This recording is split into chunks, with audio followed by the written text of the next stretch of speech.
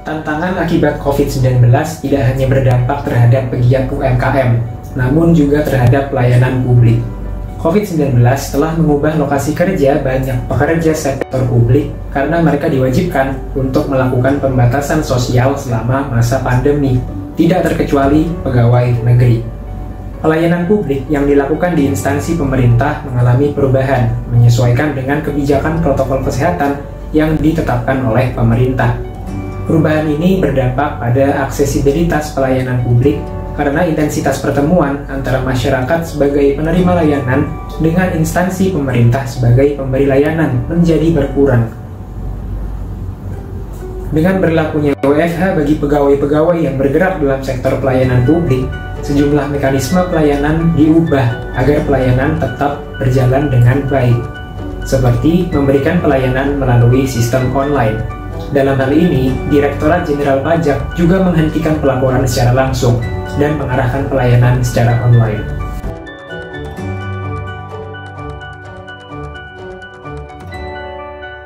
Bagaimana perubahan mekanisme pelayanan perpajakan selama masa pandemi? Yang pertama, dan yang paling dekat dengan kita, adalah adanya protokol kesehatan yang mesti kita terapkan. Kemudian, yang kedua adalah adanya pembatasan jumlah wajib pajak yang dilayani. Misalnya, semula tidak ada pembatasan, namun sejak era pandemi, pelayanan wajib pajak dibatasi maksimal hanya 5 orang per jam.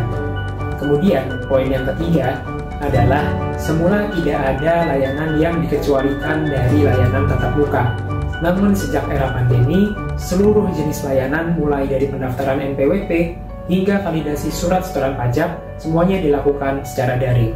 Untuk pengiriman berkas via pos tidak ada perubahan. Terakhir, adanya penerapan antrean daring melalui aplikasi Kunjung Pajak. Dengan fitur ini, wajib pajak dapat datang sesuai waktu yang telah ditentukan melalui antrean daring, dan wajib pajak tidak perlu menunggu lama di ruang tunggu.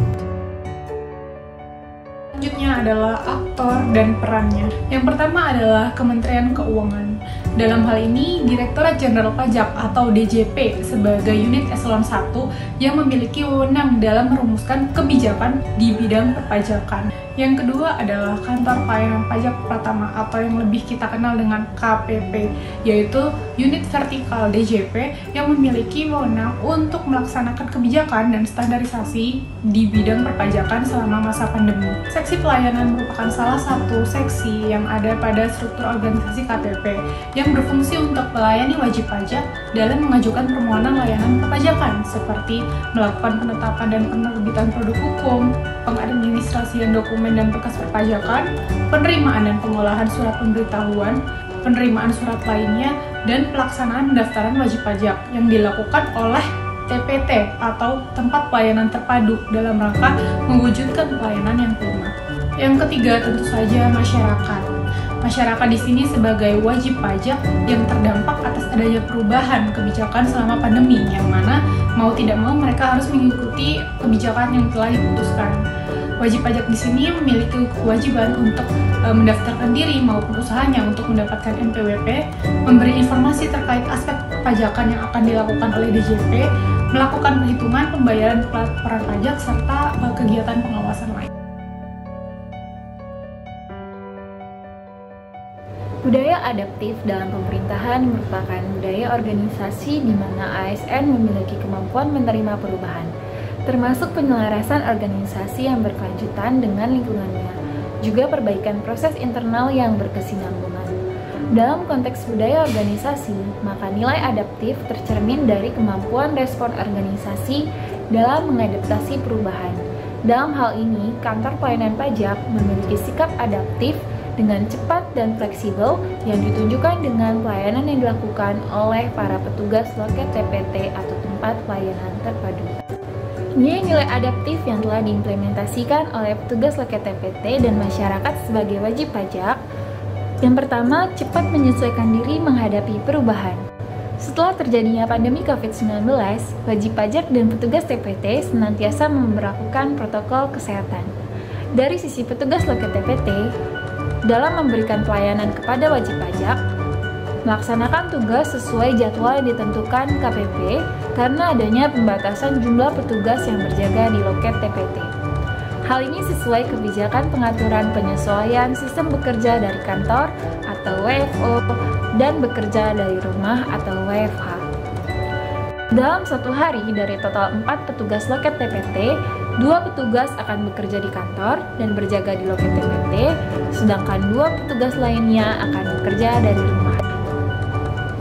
Perputaran jadwal jaga ini dilakukan secara bergantian setiap harinya, sehingga selama pandemi COVID-19 terdapat pengurangan jumlah pegawai yang bertugas di loket sebanyak setengah jika dibandingkan dengan sebelum terjadinya COVID-19.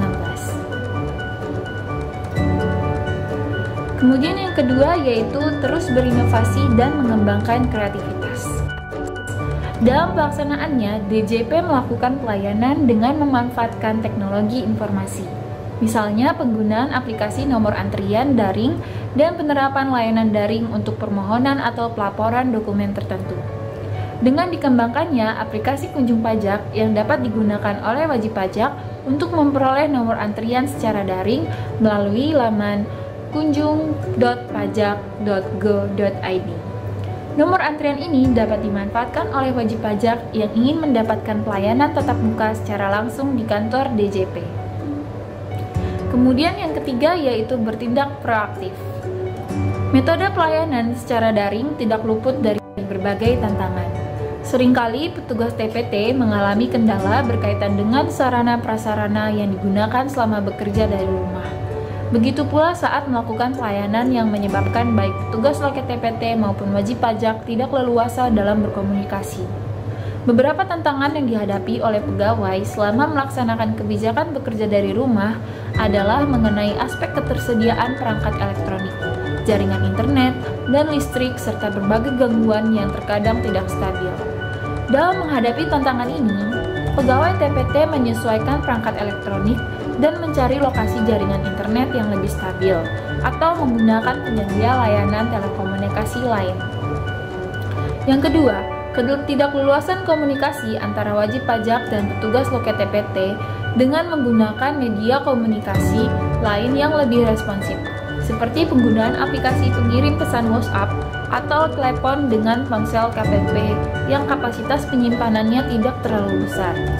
Hal ini diatasi dengan melakukan pencadangan dokumen agar permohonan yang telah dibuat salinannya dapat dihapus dari ponsel KPP serta menyiapkan ponsel cadangan. Yang ketiga, tetap harus datang ke KPP untuk memeriksa dokumen meskipun mendapat jadwal untuk bekerja dari rumah. Pegawai TPT menyelesaikan permohonan wajib pajak di KPP dengan menerapkan protokol kesehatan. Dari ketiga hal tersebut, para petugas loket TPT memperlihatkan kemampuan beradaptasi yang baik dalam merespons tantangan yang dihadapi atas perubahan yang terjadi, sehingga wajib pajak dapat dilayani dengan baik dan KPP mampu mengidentifikasi tantangan tersebut agar pelayanan publik tetap dapat berjalan dengan baik walaupun terdapat pembatasan di masa pandemi. Sekian dan terima kasih.